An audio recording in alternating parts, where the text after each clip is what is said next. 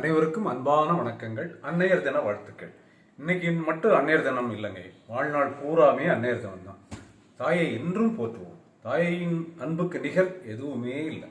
அது எல்லாத்துக்கும் நம்ம தெரியும். இருந்தாலும் நம்ம என்றும் போற்றுவோம். அதை தாயை என்றைக்கும் மதிப்போம், என்றும் போற்றுவோம். இப்போ பார்த்தீங்கன்னா ஒரு ஸ்டோரி உண்டு நம்ம நாட்டில் சொல்லுவாங்க. அதாவது காதலன் காதலியும் பழகிட்டு இருக்கும்போது காதலி என்னுடைய பிறந்தநாள் பரிசு அவங்க அம்மாவோட இதயத்தை கொண்டு வாங்கன்னு சொல்லிடுறாங்க. அப்போ அந்த காதலன் உடனே மறுப்பு தெரிவிக்காமல் அந்த காதல் வெளியில் போய் அம்மாவை குத்திட்டு இதயத்தை எடுத்துகிட்டு வேகமாக வரான்.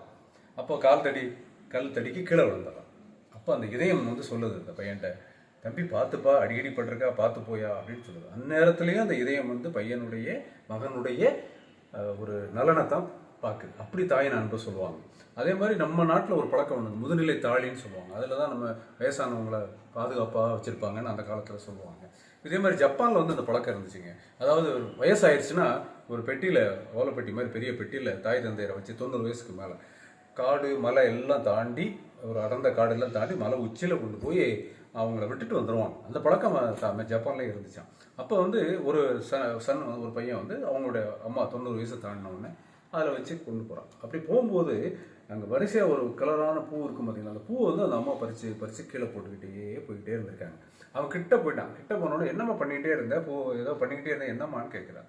அப்போ அந்த அம்மா சொல்கிறாங்க, தம்பி நீ திரும்பி போகணும்லையா, அவன் அடையாளம் தெரியணும், பாதை அடையாளம் தெரியணுங்கிறதுக்காண்டி இந்த கலர் பூவை நான் ஒவ்வொரு இடத்துலையும் போட்டிருக்கிறேன், அதே கலர் பூவை, நீ அதை பார்த்து பத்தாம வீட்டுக்கு போயிரு அப்படின்னு சொல்லியிருக்காங்க அந்த அம்மா. அப்போ இவன் அப்படியே மனசு மாறி, நம்ம மேலே இவ்வளோ அனுபவிச்சிருக்க அம்மா உத்தியால் எங்கள் விட்டுட்டு போகிறதால திரும்பவும் அந்த அம்மா வீட்டுக்கே கொண்டு போயிடும். இதுவும் ஒரு ஜப்பானில் நடக்கிற ஒரு கதையை, ஒரு ஸ்டோரியாக அதை சொல்லியிருக்காங்க. ஸோ இந்த மாதிரி அம்மாவுடைய அன்பு அப்படிங்கிறது நம்ம சகோதரத்தை அன்பு இருக்குது, நண்பர்கள் அன்பை பரிமாறிக்கிறோம், உறவினர்கள் அன்பை பரிமாறிக்கிறோம், ஒவ்வொருத்தரும் ஒவ்வொரு அன்பை ஒருத்தரும் பரிமாறிக்கிறோம். அது எல்லாமே அன்பு தான், அது இல்லைன்னு சொல்ல முடியாது. ஆனால் தாய் தன் பிள்ளையிட்ட வச்சிருக்கிற அன்புக்கு நிகர் எதுவுமே இல்லைங்க.